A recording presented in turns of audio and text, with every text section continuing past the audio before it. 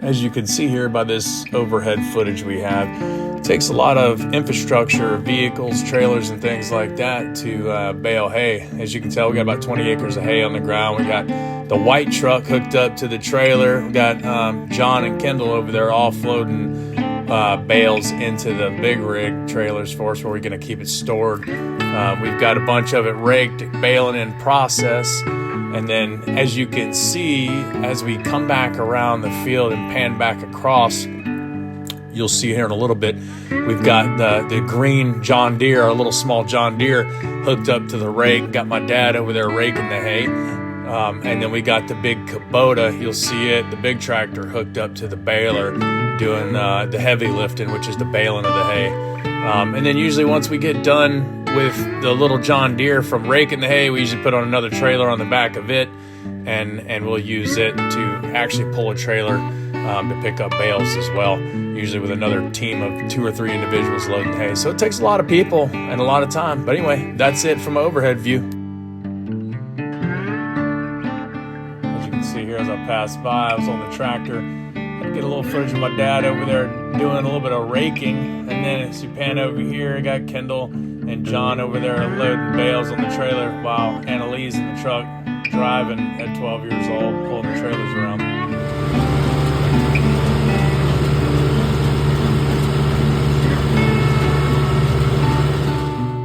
It was impressive to me how much that baler shakes that tractor while it's going through its cycle. It's pretty cool to see. Today, my 12-year-old daughter is driving the truck. Mike's working on the clock and baling hay.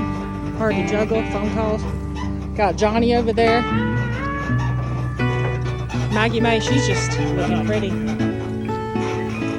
Georgia May, I don't know what she's doing. She's over there looking pretty too.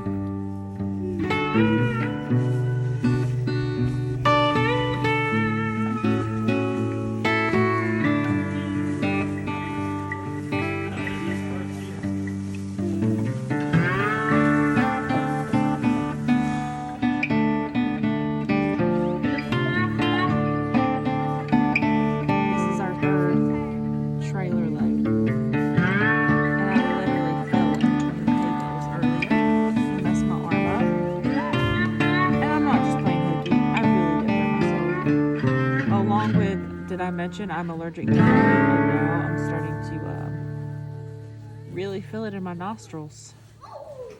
But Mike's working hard this evening. How's it feel, Mike? What's up? Good workout. Is it? Lots of horseflies in here. What a beautiful sunset to finish a hard day baling hay. Can't beat that. Gonna shut down for the day. Pick it back up tomorrow. Well, we got some baling done. We got a good day and a half of baling, and as we were going, I kept having issues with shear pins shearing, and I had to stop, fix that a bunch of times right down here, swapping out the shear pins. And then eventually had an issue with the knot tire back here, not tying clean. So I had to go back here and work on it, and then had the thing running good, cranking out some bales, thought we were gonna be good to go. And then, what do you know, this piece right here, that is the knot tire. As it was working, looks like it got knotted up, as you can tell, with a bunch of rope in there. And something caused a good bit of tension, ended up breaking that part. So it ended up being hard broken. But hey, we got 350 bales on the ground this time. Ran into some issues, we were able to work through them. But next time maybe we'll be ready to go. But either way, we got some backup. Well, we had issues with the baler yesterday. It didn't want to tie knots properly. It was busting some shear pins and things like that. We were able to work through most of the issues.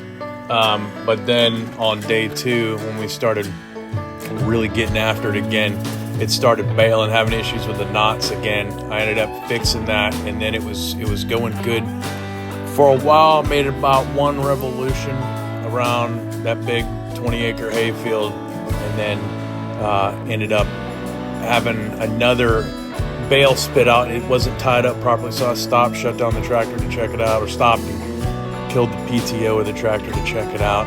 Went back there, and that's when I noticed that knot tire had completely fractured. I guess somehow that tension under those that line that was tied up in there messed it up. But luckily, we were able to get, as you can see here on the screen, our hay guy who's been doing round bales for us for the last few years.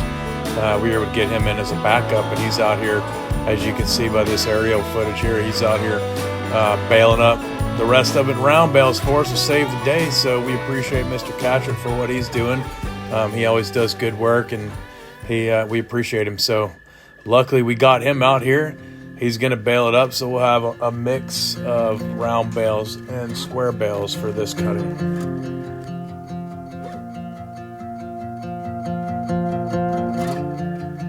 This year was our first year to do square bales, and we did a little practice run last year of a small cutting. Everything went fine. We learned a lot from it this year, though. We learned how to troubleshoot a lot of problems with that square baler, and it's challenging for any of those people out there wanting to get into doing square bales. A lot of people have gotten out of it because of it's hard to find labor to pick up the bales, and the equipment to pick it up with machinery is extremely expensive. So not only that, since so many people have gotten out of the square baling, it's harder to get people to fix the balers because not a lot of people have the balers. They're not that common anymore. Not a lot of people use them. But the upside to it is if you can get the bales cut, you can get them up off the ground, you can get a lot more money for your weight of hay by selling square bales. You can sell square bale for anywhere from like 6 to 8, some places maybe a little bit more dollars per bale, whereas a big round bale only goes for about anywhere from $45 to $50 a bale. So you make a lot more money off of square bales, but it's a lot more labor intensive. We learned a lot this year, and hopefully next cutting, which hopefully a month or two from now, we'll be cutting again, everything goes smooth.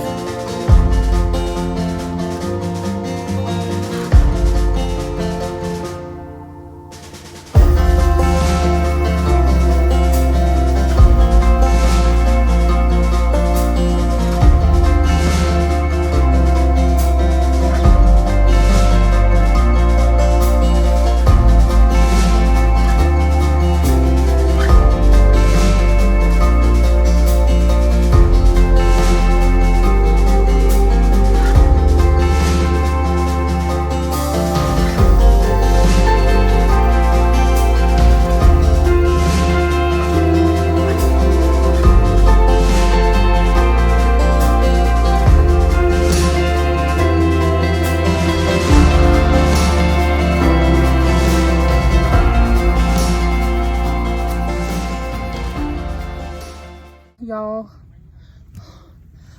I look like a gangster farmer, like a biker gangster farmer. We're currently just stacked 3 rows of this hay. I'm telling you,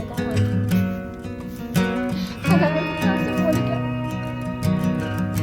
You can't say you're a farmer unless you stack it. My allergies are starting to kill me. Emily's driving truck. Papa's breaking the hay. I have a heat stroke. I didn't eat no carbs. I had a kachapa shake, okay? Pray for me.